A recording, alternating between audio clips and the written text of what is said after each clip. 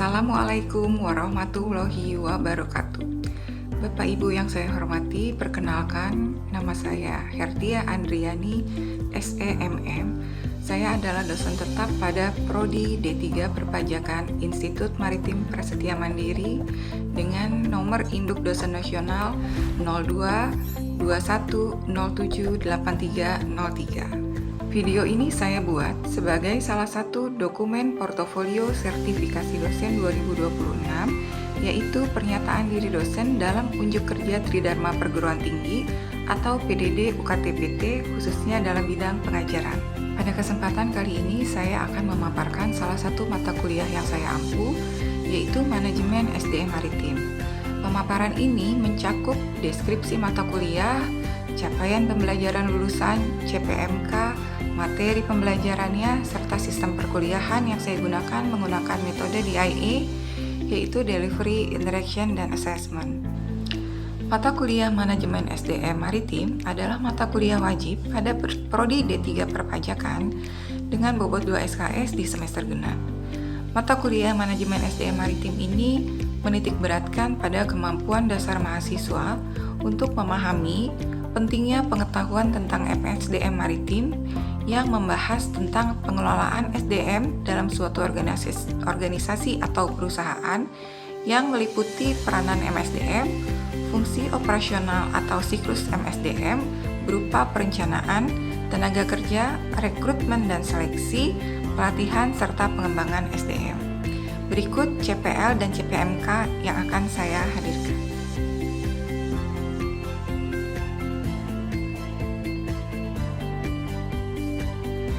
Mata kuliah ini juga memberikan pemahaman konseptual tentang dasar, perkembangan, dan ruang lingkup serta fungsi MSDM, baik sektor publik, bisnis, dan kemaritiman dalam menunjang visi misi organisasi dan industri kemaritiman. Melalui mata kuliah ini, mahasiswa diharapkan mampu memiliki kompetensi dalam memahami dan menguasai konsep sumber daya manusia, lalu mahasiswa juga bisa memahami dan menguasai bagaimana peran SDM dalam industri pelayaran, bagaimana rekrutmen dan seleksi dalam industri pelayaran dan kemaritiman seperti yang tercakup dalam CPMK yang tadi telah ditampilkan. Untuk poin penilaian, saya menggunakan metode DIA, yaitu Delivery, Interaction, dan Assessment. Untuk unsur yang pertama, yaitu Delivery, dalam menyampaikan materi saya menggunakan referensi utama dari buku Kapten Abdul Nasir Rahman tahun 2023, yaitu dengan judul Manajemen SDM Pengelolaan SDM pada Pelayaran, serta saya menggunakan beberapa penelitian dan pengabdian masyarakat yang telah saya lakukan. Strategi pembelajaran yang saya gunakan adalah ceramah dan diskusi agar mahasiswa dapat memahami teori dan bagaimana implementasi praktisnya. Lalu yang kedua adalah interaction. Komunikasi dan interaksi yang saya lakukan di dalam kelas dilakukan secara dua arah. Selain diskusi interaktif, saya juga menggunakan beberapa platform, yaitu Google Classroom dan WhatsApp Group sebagai sarana diskusi di luar jam kuliah, sebagai sarana pengumpulan tugas maupun pemberian umpan balik cepat kepada mahasiswa. Lalu yang ketiga adalah assessment. Dalam sistem penilaian, saya mengukur secara transparan dan objektif sejak awal perkuliahan melalui kontrak kuliah.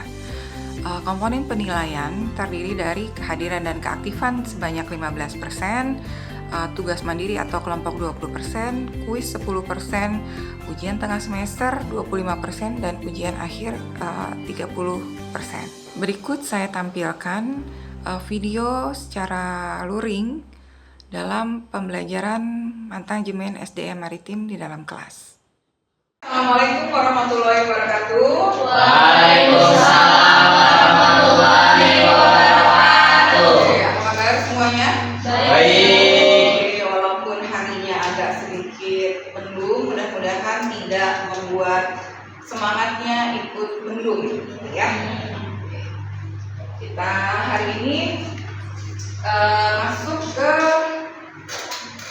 pertemuan ketiga mata kuliah Manajemen SDM Maritim. Oke, yang kemarin, coba kita flashback lagi deh. Sebelum flashback saya belum absen ya. Saya absen dulu.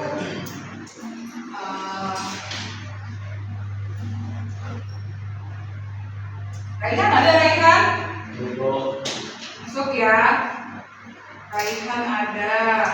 Terus Siti Esa. Siti Esa ada.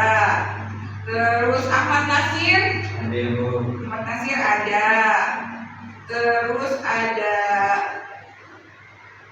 Rifki. Rifki ada ya di belakang ya. Oke, Rifki ada di belakang. Mona ada. Terus Putri Handayani hadir. Terus Alda hadir. Terus Nadia Ashifa hadir. Terus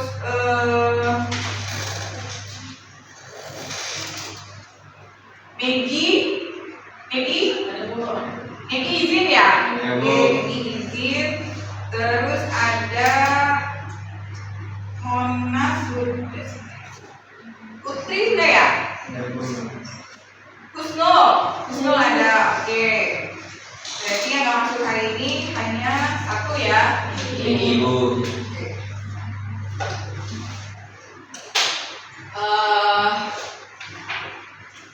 Pertemuan kemarin kita sudah membahas tentang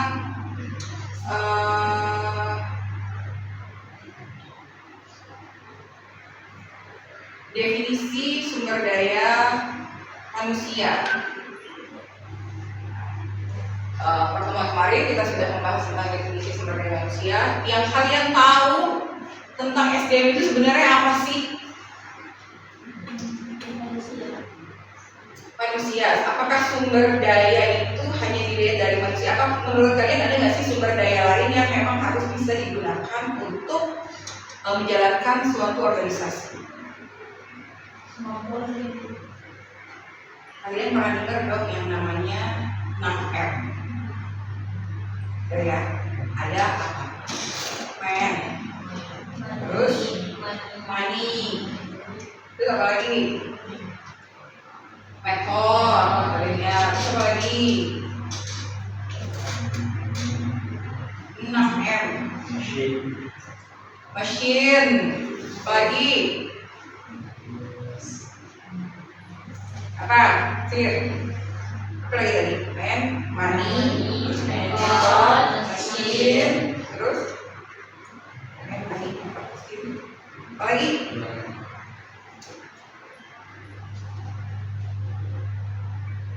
Lupa? Baru kemarin dibahas, sudah lupa lagi? Oke, dibaca-baca dong makanya ya, supaya nggak lupa ya. Oke. Tugas yang kemarin juga sudah saya terima di email. Alhamdulillah semua sudah mengerjakan. Terima kasih. Kita langsung masuk saja ke pertemuan yang untuk hari ini. Oke. Kita akan membahas tentang peran sumber daya manusia dalam industri pelayaran kemaritiman. Bisa dilihat anak-anak.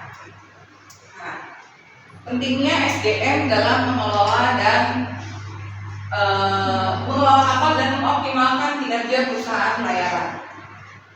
SDM merupakan faktor kunci dalam mengelola kapal dan mengoptimalkan kinerja perusahaan pelayaran di Indonesia. Menurut kalian, apakah SDM hanya satu-satunya faktor yang menjadi faktor penentu dalam mengelola kapal dan satu-satunya faktor untuk mengoptimalkan kinerja? Apakah ada faktor lain yang kira-kira selain SDM nih, selain sumber daya manusianya saja? Sumber daya alam juga berpengaruh. Sumber daya alam juga berpengaruh. Di mananya itu berpengaruh sumber daya? Kan kalau di kapal kan kita hanya kita laut. Sedangkan kalau misalnya kita berbicara tentang industri pelayaran atau kemaritiman, itu kan SDM itu nggak hanya bekerja di atas kapal, ya kan? Pasti ada dong di daratnya, ya kan? Perusahaan itu pasti ada di daratnya. Tak mungkin ada namanya SDM maritim hanya ada di pesawatnya saja. Itu bisa terbagi menjadi dua. Ada yang di SDM yang untuk di darat dan ada yang di laut. Nah ini dia.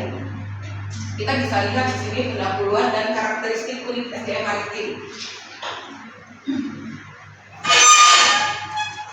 Oke, SDM maritim memiliki perbedaan mendasar dengan manajemen SDM di industri darat atau shore based industry. Industri maritim itu bersifat global, padat modal, berisiko tinggi dan bergerak 24 hours. Jadi kalau yang namanya di atas kapal kan nggak mungkin. Oke lah, ini sudah bekerja 9 to 5, dari jam 9 misalnya jam 5 stop berhenti, misalnya semua kapal, semua mati, masuk kan nggak mungkin. Kapal kan terus berlayar. Jadi itulah yang namanya salah satu keunikan SDM untuk di pelayaran. Jadi mereka bekerja 24 hours. Ada shift pasti, tapi itu bekerja non-stop. Itu tadi. Yang pertama itu ada dualisme lokasi kerja. Jadi terbagi menjadi SDM di laut atau seafarers atau kru dan SDM yang di darat. SDM yang di darat itu ada shore based staff. Nah itu yang pertama keunikannya itu. Jadi SDM-nya terbagi menjadi dua. Kan kalau untuk SDM maritim. Yang kedua yaitu kondisi kerja yang ekstrim. Kondisi kerja yang ekstrim itu awak kapal bekerja dan tinggal di tempat yang sama, yaitu kapal tersebut dalam jangka waktu berbulan-bulan, menghadapi isolasi sosial. Oh ya, isolasi sosial jelas kan? Jadi ya lingkupnya ya itu aja, gitu berasa isolasi karena di tengah laut dengan di atas kapal itulah orangnya itu saja. Dengan jangka waktu yang lama dan risiko keselamatan yang tinggi. Kita nggak tahu gimana cuaca. Kalau SDM di kapal biasanya itu kan bisa ada kadet ya, bahasanya itu kadet ya.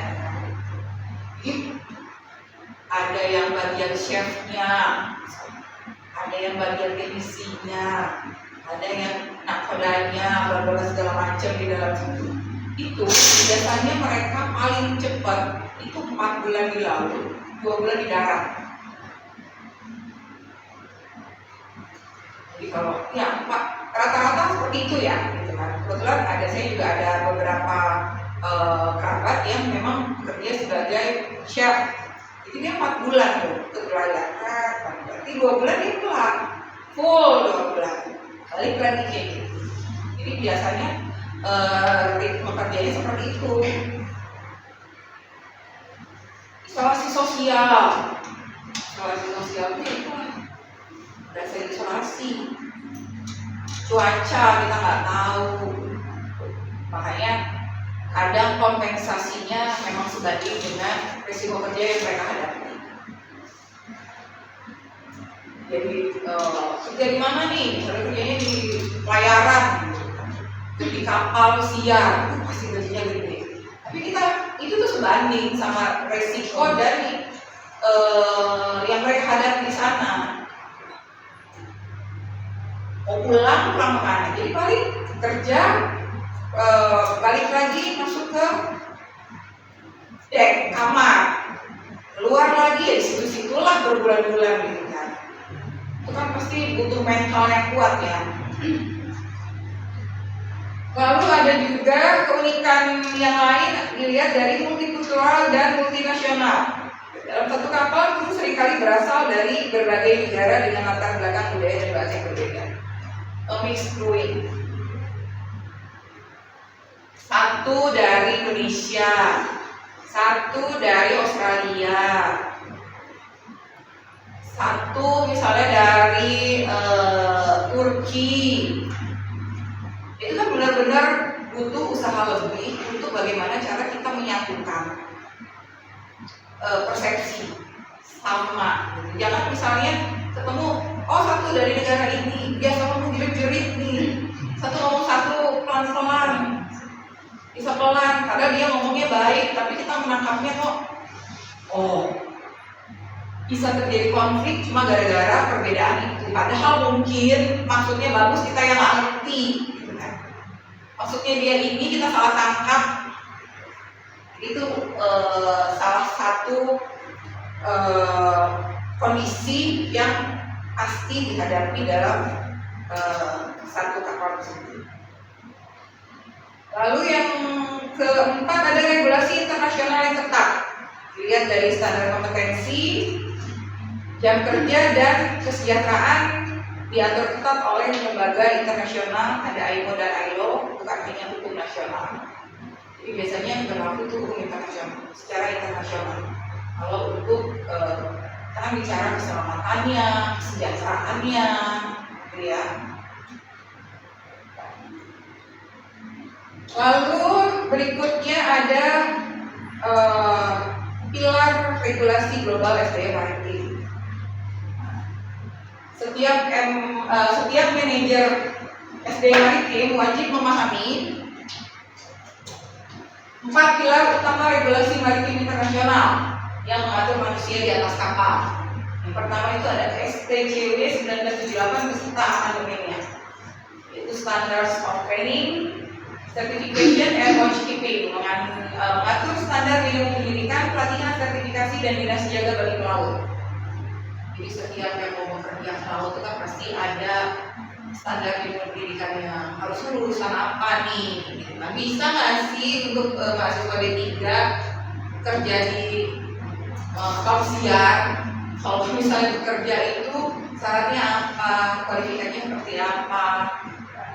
Harus ada pelatihan, karena kan ini kalau untuk pelayaran kan pelatihannya ada khusus ya, bukan cuma sekedar kemampuan bahasa Inggris.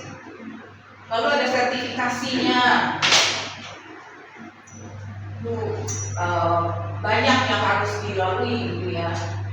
Terus ada pilar kedua ada ILC 2006, Maritime Labour Convention, disebut sebagai Bill of Rights bagi pelaut. Jadi di sini regulasi ini mengatur hak-hak tenaga kerjaan pelaut, termasuk kontrak kerja, PKL, gaji, jam kerja beristirahat, akomodasi, rekreasi, makanan, hingga jaminan kesehatan. Lalu yang ketiga ada SOLAS, Safety of Life at Sea, SOLAS, mengatur aspek keselamatan kapal yang harus dijalankan oleh SDM, seperti latihan skoci, pemadam kebakaran, dan sebagainya. Tahu skoci kan? Tahu kan? Jadi gimana caranya nggak panik, biasanya gitu kan? Kalau misalnya di kapal terjadi apa, gitu kan? Skocinya belum turun, penumpangnya pada nyebur, gitu kan? Karena takut gitu. Padahal kan ada keselamatan prosedur yang harus dijalankan, itu salah satu tugasnya kru kapal tersebut. Lalu yang ketiga ada ISM Code. Jadi dia ada di bab 9 SOLAS, International Safety Management Code, yang mengatur sistem manajemen keselamatan perusahaan pelayaran, memastikan kepatuhan kru terhadap prosedur operasional standar. Nah, ini ada pilar regulasi dalam SDM maritim. Selanjutnya kita ada tentang siklus manajemen SDM maritim. Yang pertama itu merekrut. Ada rekrutmen dan seleksi. Tantangannya apa? Tantangannya nyarinya itu tadi, kan kita perlu sertifikat nih, gitu kan. Jadi mencari pelaut yang tidak hanya memiliki sertifikat kompetensi tersebut dan sertifikat keterampilan yang valid, tetapi juga harus punya kondisi fisik dan mental yang baik, gitu, yang prima. Nah, itu ada tesnya, di sini namanya medical fitness examination. Jadi di sini proses pemeriksaan, keaslian sertifikat, anti pemalsuan, tes substansi keahlian, wawancara dan psikotes untuk menilai ketahanan mental pilot. Jadi memang harus seimbang antara kondisi fisik maupun mental. Jangan fisiknya oke tapi baru sebulan udah nangis, gitu kan? Atau mentalnya oke ternyata fisiknya nggak support, udah langsung asam lambung lah, segala macem lah, itu. Makanya diperlukan nggak hanya cuma sekedar sertifikat itu, tapi itu tadi tes untuk menilai ketahanannya sejauh apa. Setelah rekrutmen dan seleksi, yang dilakukan yang kedua yaitu pelatihan dan pengembangan, training dan development. Jadi investasi pada pelatihan simulator seperti ERM, Bridge Resource Management, atau ERM, Engine Room Management. Jadi itu ada beberapa pelatihan yang memang sekarang mulai mengikuti regulasi lingkungan terbaru. Harus bebas karbon, dekarbonisasi, green shipping, tidak jadi nanti ujung-ujungnya tuh nggak membuang limbah, ramah lingkungan, harus seperti itu yang mau dijalankan. Lalu ada manajemen retensi dan kesejahteraan. Karena tingkat perputaran pelaut di industri maritim itu tinggi. Kenapa tingkat yang menyebabkan tingkat perputaran pelaut di industri maritim sangat tinggi itu kira-kira menurut kalian apa penyebabnya? Banyak yang keluar masuk, maksudnya turnover karyawannya. Ada resign termasuk. Kira-kira apa itu yang menyebabkan seperti itu apa sih? Kesalahan manajemen, kalau yang sering main duluan seperti masuk. Salah manajemen. Sebenarnya kalau misalnya turnover itu bisa kita lihat dari sisi pribadinya itu sendiri maupun perusahaan. Perusahaan itu bisa memang dilihat dari kalau turnover karyawannya tinggi, itu salah satu ciri-ciri perusahaan yang baik apa nggak baik? Baik apa nggak baik? Tidak baik kan? Gitu kan? Berarti SDM itu gak bertahan, gitu, karyawan itu gak bertahan. Pasti kan ada sesuatu. Kalau misalnya secara pribadi mungkin dia sendiri lah yang bermasalah. Tapi kalau hampir kebanyakan karyawan yang keluar masuk, resign, lagi ada yang resign, terima baru lagi. Itu merupakan salah satu ciri-ciri perusahaannya kurang baik. Makanya supaya menekan turnover itu gimana caranya? Perusahaan berlomba-lomba kasih kompensasi yang tinggi, ya dong. Terus selain kalau kompensasi tinggi, orang mikir dong mau resign, ya kan? Saya kerja di sini nih, udah ninggalin keluarga berbulan-bulan. Gajinya misalnya setiap bulan dapat 250 juta. Mikir, kalau misalnya saya udah kerja jauh, ternyata kompensasi saya nggak seimbang, nggak setara, itu kan. Terus ada ketepatan waktu sign in sign out shiftingnya, pergantian krunya. Kalau memang itu bisa berjalan dengan baik, kan berarti bagus. Kalau misalnya saya shift malamnya dimulai dari jam 10 malam, akhirnya misalnya sampai di jam 5 pagi. Kalau itu on time, orang kan seneng. Tapi kadang-kadang ada yang nggak on time. Kalau sampai ditambah lembur atau belum waktunya sudah stop, jadi kadang karyawan merasa tidak adil, kru merasa tidak adil. Lalu ada fasilitas internet di atas kapal untuk berkomunikasi dengan keluarga. Ini salah satu yang utama ya. Karena itu satu-satunya jalan, satu-satunya akses untuk berkomunikasi. Kalau memang sudah tidak ada akses internet atau seluler atau apa itu, mau gimana? Radar nggak bisa. Ditinggal keluarga berbulan-bulan, nggak bisa komunikasi, sudah kapok dia mau balik lagi, udah pulang, harus balik lagi, gitu gimana caranya? Lalu dengan serta keadilan dalam jenjang karir dari kadet hingga master atau shift engineer. Kadet ini buat staff-staff yang baru berlaku.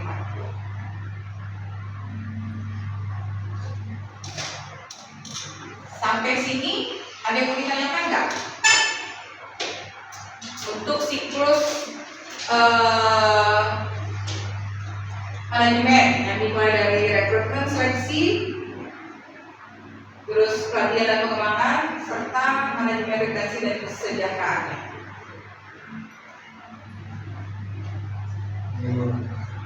Apakah setiap perusahaan maritim itu pasti menyediakan pelatihan dan pengembangan? Syaratnya itu dia menyediakan pelatihan pengembangan kalau memang sudah masuk jadi kru. Tapi kan nanti untuk masuk menjadi kru kan ada kualifikasi, nah itu tadi yang tadi disediain lah. Tapi kalau pelatihan dan pengembangan itu biasanya memang disediakan oleh perusahaan.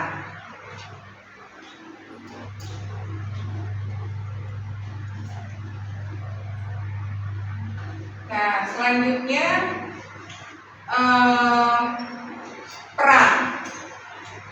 peran SDM dalam industri maritim secara makro, dia bertindak sebagai poros utama yang menggerakkan seluruh ekosistem maritim tersebut, mulai dari aktivitas di laut, pengelolaan pelabuhan hingga logistik perdagangan global.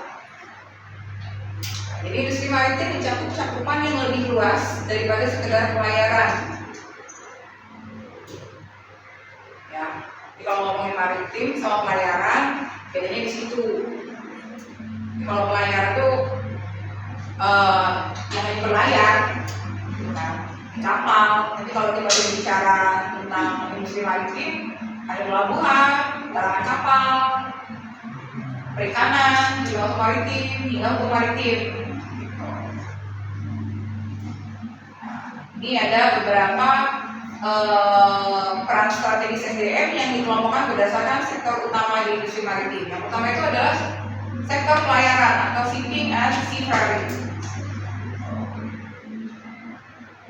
Biasanya ini kalau sektor pelayaran berhubungan sama navigasi dan operasional kapal, awak kapal. Sebenarnya sekarang ada smart ship ya namanya. Smart ship itu jadi kapal yang meminimalisir kemampuan manusia. Sekarang mobil pun juga ada gitu kan, nggak perlu kita nyetir, udah jalan sendiri. Itu teknologi. Kapal pun sekarang sudah mulai seperti itu. Jadi nakoda itu hanya diminimalisir tugasnya, dibantu dengan teknologi yang terbaru. Terus juga ada implementasi kesehatan jiwa. Karena SDM ini menjadi garda terdepan, standarisasi keselamatannya harus diutamakan. Apalagi kecelakaan laut. Kecelakaan laut kan nggak tiba-tiba misalnya laut kapal tenggelam langsung datang segala macam kan, butuh proses, butuh waktu. Jadi yang kadang-kadang tingkat keselamatannya harus lebih diutamakan. Apalagi aset kapal, gitu kan, aset kapal itu kan jutaan dolar ya.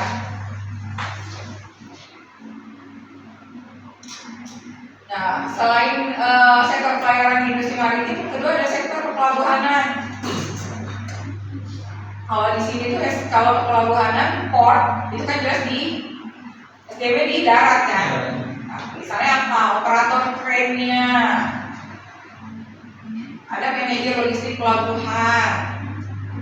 Jadi bagaimana caranya manajer bisa mempercepat proses bongkar muat barang supaya efisiensi waktunya berjalan.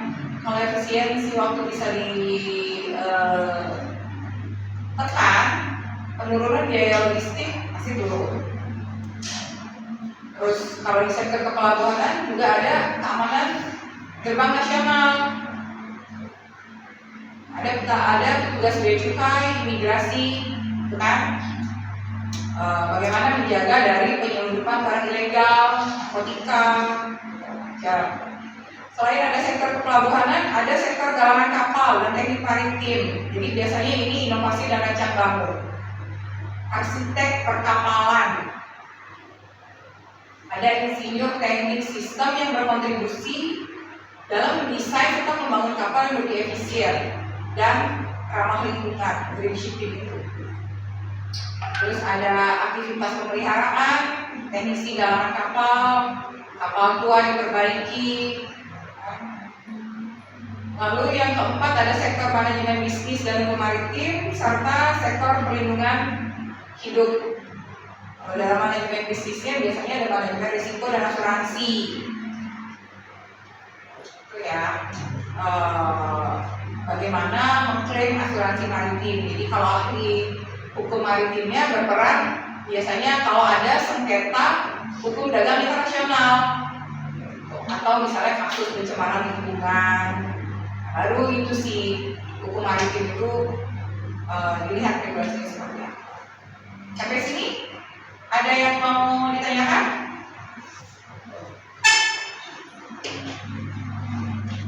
Kalau nggak ada, saya mau kasih tugas untuk didiskusikan. Minggu depan kita presentasikan, kita diskusikan lagi. Saya kasih tugasnya sih untuk menganalisa kasus ya. Jadi nanti ada misalnya beberapa kasus yang saya ambil nanti saya kirim ke Google Classroom atau nanti di grup WA. Saya akan kasih kasus sepertinya ini nanti kayaknya kasus tunggu sebentar. Ada di sini.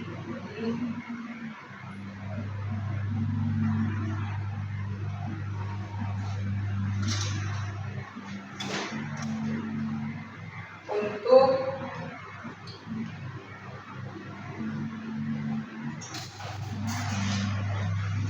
bagaimana nanti biasanya kasus yang berhubungan sama SDM-nya, SDM yang di kapal maupun dengan maritimnya, enggak di kapalnya. Jadi nanti kalian coba nanti cari. Saya kasih kasusnya untuk dianalisis dan didiskusikan ke pertemuan kita selanjutnya. Ya. Sampai sini, kira-kira ada yang perlu ditanyakan lagi nggak? Cukup? Oke, kalau kira-kira cukup, saya tutup aja pertemuan hari ini. Sampai ketemu lagi di pertemuan berikutnya dengan tugasnya yang harus dikumpulkan. Dan semoga apa yang saya sampaikan hari ini bisa bermanfaat buat semua. Begitu saya tutup saja kalau pertemuan kali ini. Wabillahi taufiq wal hidayah. Wassalamualaikum warahmatullahi wabarakatuh. Waalaikumsalam warahmatullahi wabarakatuh. Demikian pemaparan PDD UKT-PT bidang pengajaran dari saya. Semoga video ini bisa memberikan gambaran yang jelas mengenai komitmen dan unjuk kerja saya dalam melaksanakan Tridharma Perguruan Tinggi, khususnya dalam mentransformasikan ilmu kepada mahasiswa.